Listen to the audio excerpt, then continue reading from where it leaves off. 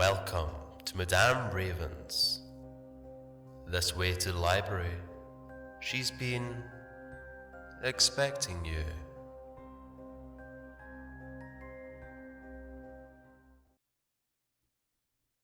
Help! I'm trapped in a city of all women, and I've found a new religion. I know everyone wants me to report what happened to me from my last post. I agree I should, but if this ever happened to you, you know it's not that simple. Thanks for the support. It's helped. I think I may get to a point where I can confront Hilly about it. Of course, adding to the issue is that she doesn't recall the event, while I do. So that's fun. I don't know how she'll take it. Regardless, I was in a pretty scattered state the following day. I ran to the note and apple. I grabbed the note and stared at it in shock.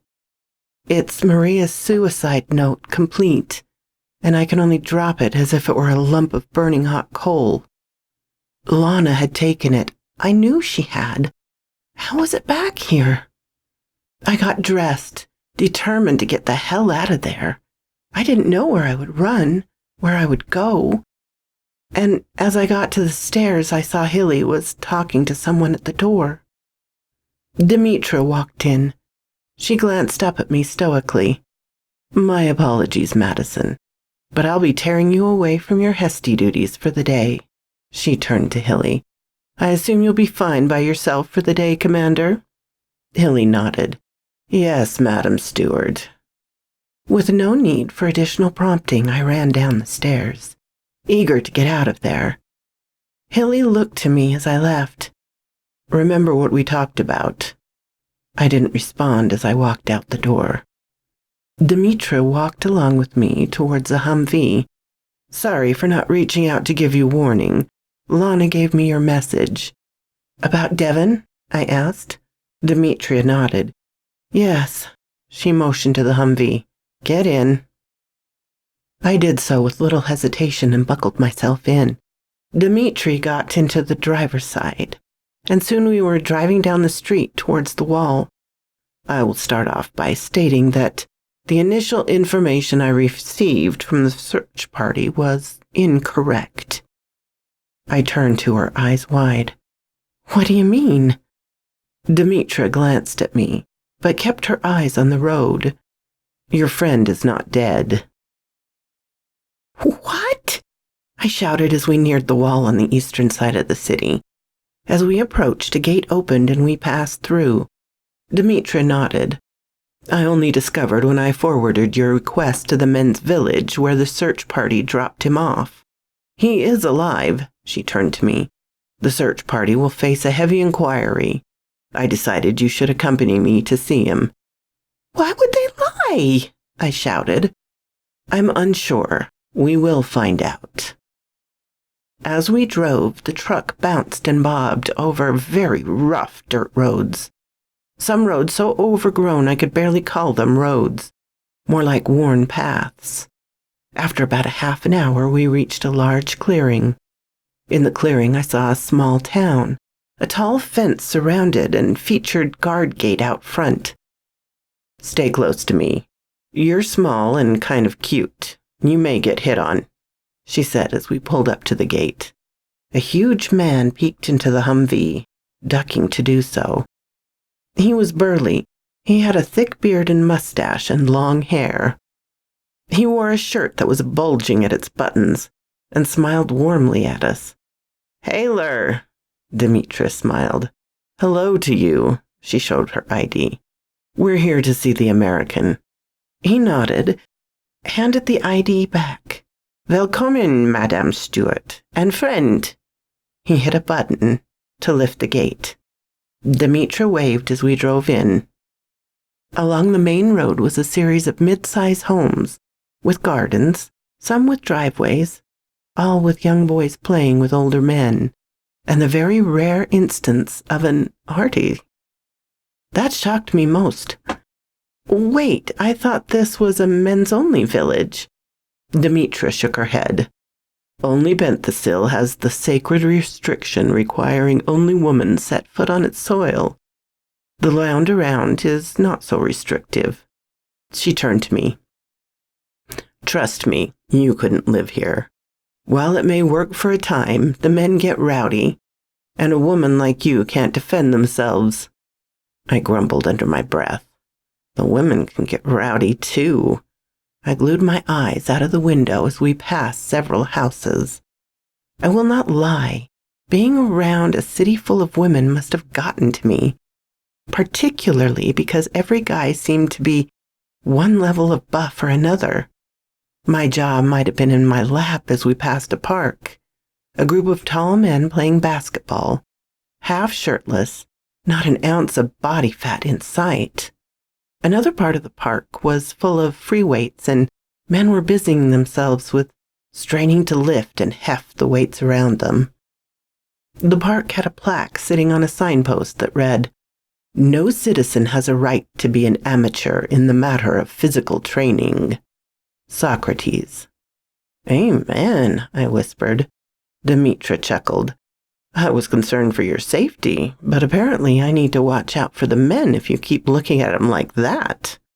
I blushed and tried to keep my eyes forward. We continued to drive until we arrived at a larger building. I noticed all the buildings were built-up homes with brown concrete. This one in particular was a good 3 stories tall. Demetra got out. "Come along, Madison," she said as she opened my door. "Let's sort this out." I hopped out of the truck with Demetria's help, and we headed inside. At the front counter there was a check-in. A man sat behind the check-in counter, again sporting a beard and long hair. He spotted us and stood. "Oh, Hyler, how may I help you?"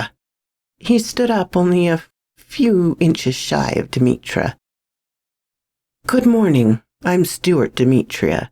I called about the status of the American. They told me he was alive."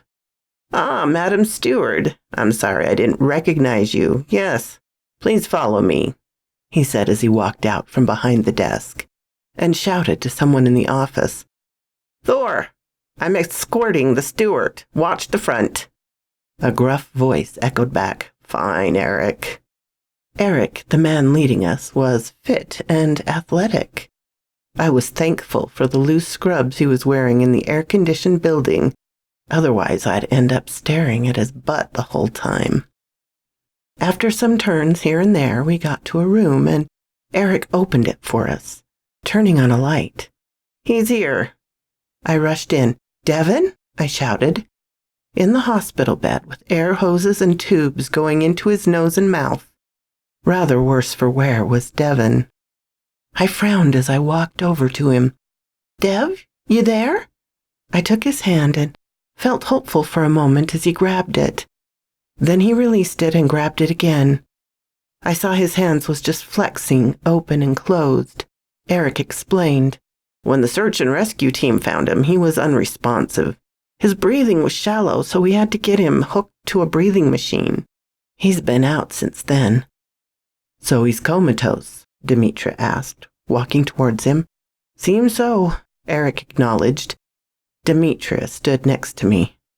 "Sorry again," she said, looking him over. "Shame. He's a nice specimen." "Specimen?" I said, turning to her in anger. Demetra turned to me. "Yes, he seems like a healthy male. It's a shame this happened to him." I backed down, remembering how he got here. A deep voice rumbled from the door. "It is a shame." Demetra turned to face the door, her face lighting up. "Jürgen!" I turned and my eyes almost bulged out of my head. A man as tall as Demetra stood in the doorway. He had a broad chest with black tattoos over his huge biceps, wrapping around his bulging pecs. The guy stood there shirtless, wearing nothing but a pair of boots and jeans. He had a thick beard, braided with little metal beads, splitting it into a set of 3 separate braids. His hair was long and tied back into a ponytail. Demetria and Jürgen grasped the hands of each other and then bumped their chests together before their free arms wrapped around one another. What on earth are you doing here, Jurgen? She asked. He chuckled. I heard from Sandor that you had come through the gate. I came as soon as I could, he bellowed. Demetra broke the hug and smiled.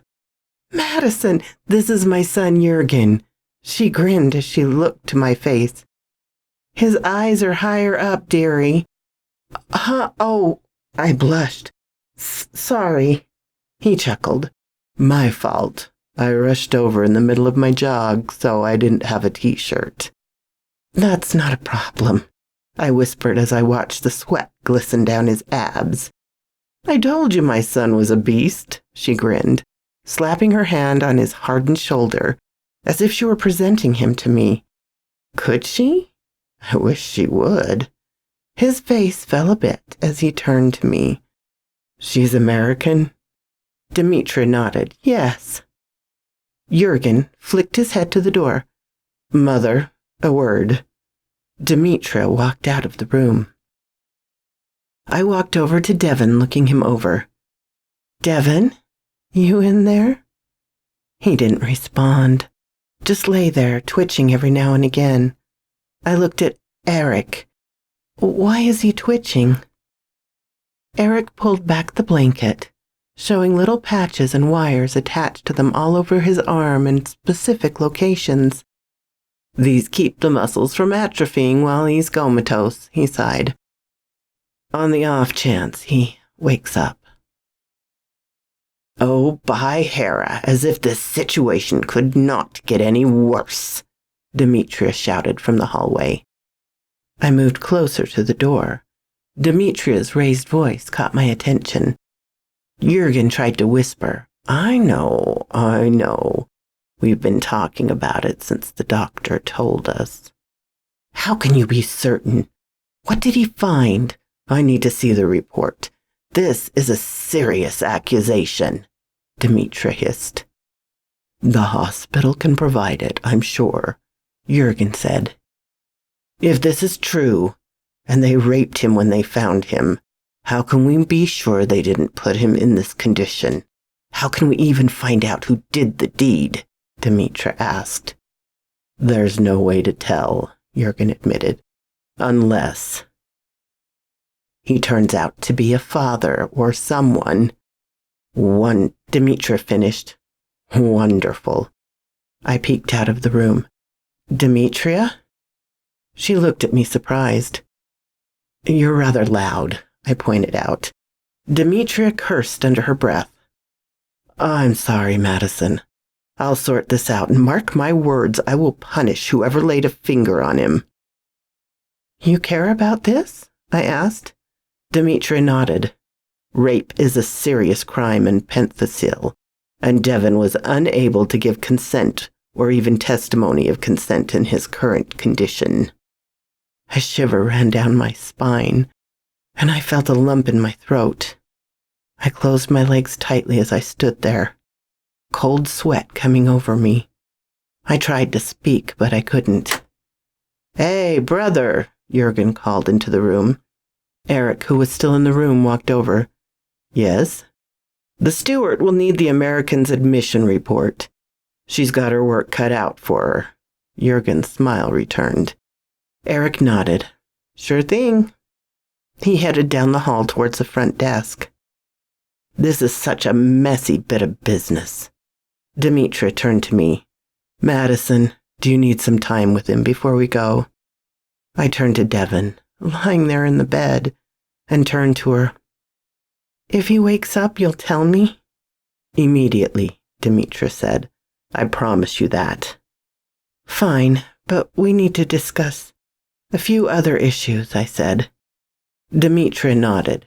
Jurgen, walk with us. Jurgen smiled as we did so. How are my sisters, Theodora and Helena? Demetria laughed. Doing fine. Theodora is coming back from her trip to the U.S. just in time for Thesmophoria. Jurgen nodded. How's my little warrior? Demetria smiled. Sylvie is doing amazing in her teachings and her classes. I'm so proud of her. And you?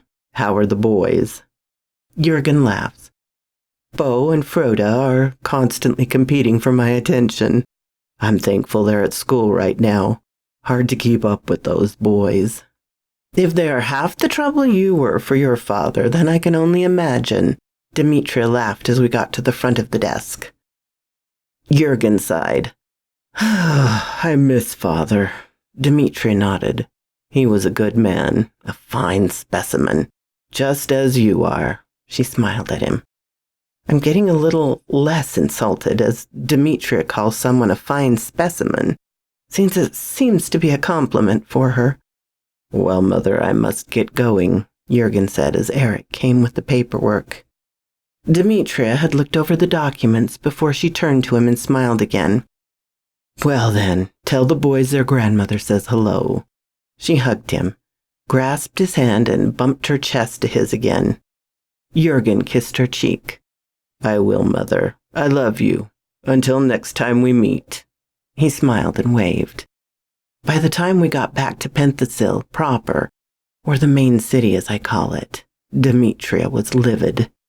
I cannot believe those bitches, she shouted. Turning to me, again, I'm sorry, but this is a serious issue. I could barely speak, my stomach in knots. Madison, I'm sure you're upset. We stopped on the road. She looked around. Whatever the issue is, let it out. I'll turn away. I broke down there, sobbing into my hands. It was my fault this happened to Devon, and I was getting what I deserved for it. I knew it. Devon got raped, so it was karma that something similar would happen to me. I spent a good couple of minutes crying before I finally got a hold of myself. I'm sorry. Don't be, Demetria said. I'm guessing you never let it hit you, your situation. She started up the truck. I nodded. It's been stressful, yes. The House of Hestia offers grief counseling and such if you need it. Thanks, I said, looking out of the window as we rolled on. I wanted to ask you if there was any news on when I can get home. Demetria heaved a sigh. I owe you the truth on that matter, don't I? I frowned, turning to her. I've been communicating with your Secretary of State via secure email. She and I are close. She's a rather matter-of-fact woman. I suppose you need to be in that position in your country. She cleared her throat. In no short words, she informed me you're my problem now, and not to send you back for your sake. What? I shouted. Are you... Why? Penthesil remains hidden from the public eye because we would be a liability otherwise. It's a preference, to be honest. Our entire population knows about our inclusion into certain operations of the United States military, because that's our entire culture. Soldiers tell war stories to their Hesties, and they gossip like mad. For us, it's just war. For them, the missions we're deployed on are top secret and could look bad in the press. So if we speak among ourselves, they do not care, as long as no one in the U.S. knows about us, she explained. The last time someone fell into our possession, when we returned them, they were killed. She gave me a grave look. I had hoped that, perhaps, she'd take some pity for your cause, but she held the long-established line. I was aghast, sitting there, feeling betrayed by my country. She'll make a damn good president for your country, she said, turning to me. Better than the idealist in charge now. It was then that it hit me. Wait, who was it you spoke to? Your Secretary of State, Madam Hillary Clinton, Demetria said. I stared ahead, still shocked. You're friends with Hillary Clinton? Demetria nodded. We have similar positions and issues with our respective leaderships, her and I. She sighed. Though I'm certain your President Obama doesn't like to execute people in the Oval Office. Wait, if you're emailing the US, doesn't that leave a paper trail back to you? I asked. Demetra shook her head. She has informed me there's a kill switch on the server if someone ever tried to sniff a trail out. I'm not concerned about her discretion in the least. We finally got to the house. Demetria looked to me. I can't idle this thing all day, Madison. I nodded. Thank you for keeping me in the loop, Demetria. And I'd like if you kept me informed about what happens to the women who did that to him, I said, avoiding the word that made me freak out. Demetria nodded as I shut the door. Demetria drove off shortly thereafter. I decided I wasn't ready to go back inside, and I started walking down the street. I was wandering, or so I thought. Madison, a voice to my right said. I turned, and there she was, Eurybia, smoking a cigarette. What are you doing here? I asked. What are you doing here? She smiled. I looked and realized I had walked down the street and to the Order of Eris Church. Oh. I was wondering why I was here too. Now I see. She put her arm around my shoulder. Come on in. I didn't resist as I looked around. The place seemed deserted as I remembered. Do you know why we praise Eris above others? She smiled. Why? Because it's better to be ahead of the devil than in her wake. She walked in front of me. You are behind me, and whatever does not come my way comes to you. Her cigarette smoke wafted towards me. But she pulled me ahead before standing before the altar. If you stand ahead of me, then, well, now you are clear. I turned to her, narrowing my eyes. You've been behind her the whole time, haven't you? Nothing has gone your way. Things are looking bleak, and now here you are, lost and alone. Yet you found your way here, back to her. She motioned to the statue in the corner. Always her. I looked to the statue and the apple in its hand. Have a bite, she said. It's gold. I picked the apple up. Trust me. Trust her. Trust Eris. I shrugged and took a bite. As I bit into it, I realized it was a normal apple. I looked down at it to see gold filigree painted along the surface. As I swallowed, Eurybia grinned wide to me. Eris be praised. The room spun, and as I turned, the statue of Eris was now in front of me, both hands outstretched. Fog filled the room and reached up to my waist. As this happened, a wind began to blow, pushing the fog past me. Behind me, the fog twisted and churned, and I could swear I heard screams from the fog. The statue was now the frail, thin version of Eris I had seen in my bedroom, and her hands reached out to me. My muffin, she grinned. The wind grew stronger, and I reached out, taking her hands. She looked less malnourished, her hair growing more voluminous. As my agent, I will spare you the consequences of my chaos. Others may suffer, but not you. You shall be spared. I turned around to hear more screaming. Do not look back, Eris said. I turned forward. You said you'd protect me. Eris nodded. And I punish those who harm my agents. Face forward, march forward with a life, and all shall go your way. And you'll punish those who hurt me? I said, thinking of Hilly. Eris grinned wide. For that, I ask patience, my sweet confectionery. for I have grown weak in the wake of harmony and tranquility. But if you give me your patronage, I promise that in time, all who wrong you will pay." I narrowed my eyes on hers and clasped her hand. "Fine. If I'm stuck in this place, I may as well deal with you. What do you want?" "Praise me when chaos passes you by and strikes others. Praise me when you find yourself in good fortune.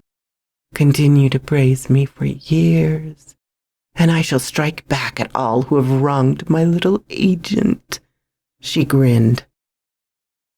"Fine, I'll praise you," I agreed. "If that's all you want, I can give you that."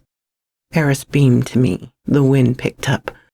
"Oh, my sweet little muffin, you have such great things ahead of you. Now go and praise my works." As she let go of my hands, I stumbled backwards over myself, landing on the floor of the order hall. Eurybia looked down at me, smiling lazily. "Did you see her?" I nodded. "Praise be." "Praise be," I said, getting to my feet, looking to the apple, seeing the golden fruit restored to its normal state. I picked it up, examining it, and found no marks on it. It was heavy, solid gold, yet when I checked my lips, there was flecks of gold on them. The altar sat before me, and I walked over to it, placing the apple back in her hand. Praise be to Eris. I was walking home, late afternoon, dreading going back home, but I'm wondering if my newfound faith would give me some kind of protection. Hilly was waiting out front for me. She was grinning. "Maddie!" "What?" I spat. Hilly's eyes narrowed at me. "I got you an I'm sorry present for last night. Be grateful." She offered a small envelope to me. I opened it, pulling out a lanyard and a small card attached to it. It read, VIP, Thesomorphia Concert, Royal Seating. I looked at Hilly. "What is this?" Hilly grinned wide. "I got you a ticket to the concert tonight. VIP, best seats in the house." Her smile faded. "It's the least I can do for coming in drunk and barging into your room last night." I felt my eyes twitch, but looked to the ticket. It was dated for tonight, which meant no cooking and no being stuck in the house with Hilly. "Okay, but isn't this in a couple of hours?" Hilly nodded. "Yeah, so will you come with me then?" "I get you're remorseful, but why a concert?" I asked. "It's the biggest event of the season, and happening today." Her face fell a bit. "Do you not want to go?" My stomach started to do backflips at the thought of going back to my room at the end of the night. So I conceded.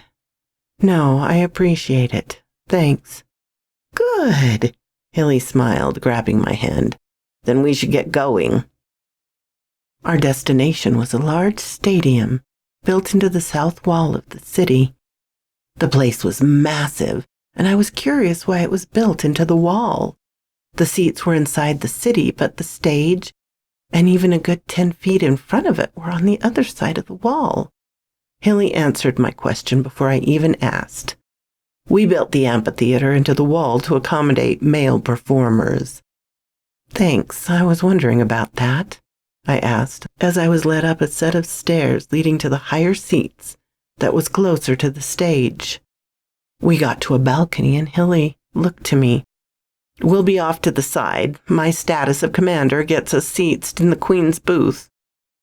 A shiver ran down my spine.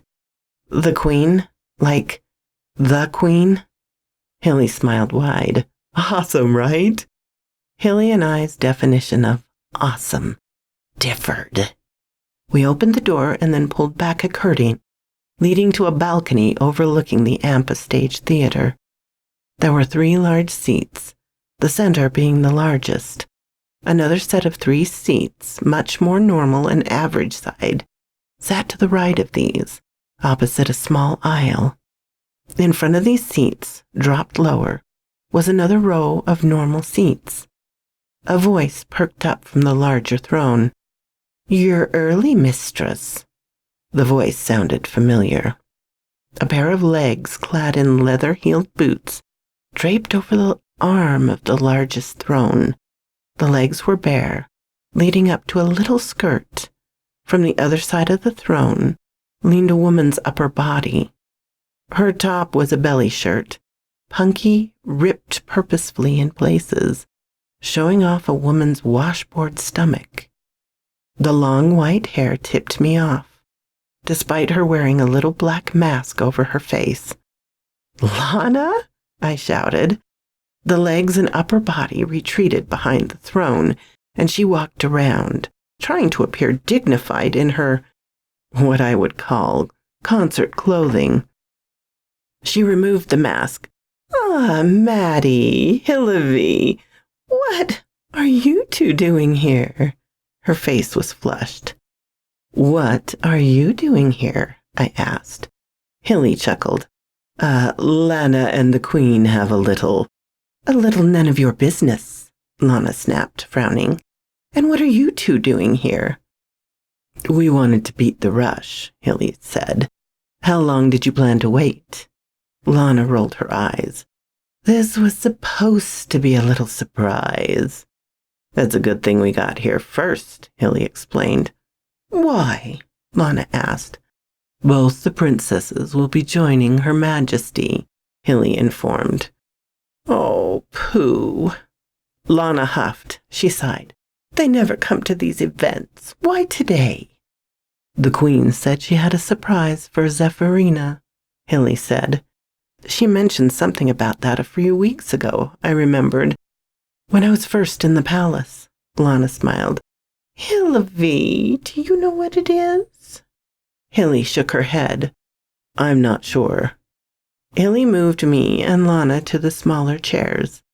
"But they'll be here soon." She wasn't wrong. The first person to arrive was the rather demure Ava. She held tight to her wings against her back. Despite my best efforts, they still drew my eyes to them. Her blue eyes scanned up, lingering on Hilly. "Commander Hillary, I see you'll be joining us." She looked to Lana. "I see you're rather dressed down for the evening, Lana." She turned to me. "Who is this?" "Princess Ava, this is Madison Hill. She's acting as my Hestie on your mother's order." Princess Ava offered her hand to me. "Miss Hill, how nice to meet you." "The pleasure's all mine," I said, as I shook her hand. "Demetria told me what happened to you and your companion. My deepest condolences to you," she said, her other hand clasping over mine. "If there's anything I can do while you're here, please let me know." She looked to Lana. "I'm in constant contact with the House Hestia." Princess Ava was the first person who treated me with real empathy other than Lana, but I always had difficulty telling whether she was presenting me with a false face or not. "Thank you, Your Highness." She shook her head. "You're a guest, not a subject of mine. There's no reason to address me so formally. My name is Ava." "Oh, well, thanks, Ava." Ava smiled at me and made her way to the far leftmost seat, which sat next to the largest one. The next pair of people to enter was Queen Rachel and her younger daughter, Zephyrina. Seeing the pair up close, I was jarred to see the height difference between Rachel and Zephyrina. Zephyrina stood almost a whole head taller than her. "Mom," Zephyrina sighed, "you will really make me sit up here during the concert." Rachel argued, "Yes, my daughter. Our place is up here, above the rabble." Rachel turned to Hilly and me. "Commander, what is this American doing here?" So quoth this raven. Oh dear, oh dear. This seems a little while in the past, and I don't know if she's ever coming home. So many more chapters ahead to enjoy, though, my darlings. Thank you so much for joining me on this lovely Sunday evening in my little chateau library. It means so much to me, and a special thanks to my Patreon supporters, Charlotte Emerson, Ermin, Darren and Jennifer, and Laura. If you like this, please hit the little button to let me know. If you didn't, hit the little button to let me know. Leave a comment. I'm always glad to talk with you, my darlings. I'm open to suggestions and criticisms, critiques. If you have not subscribed, please do so and ring the little bell so you know when to come up and see me. And I will talk to you next time, my darlings. Farewell.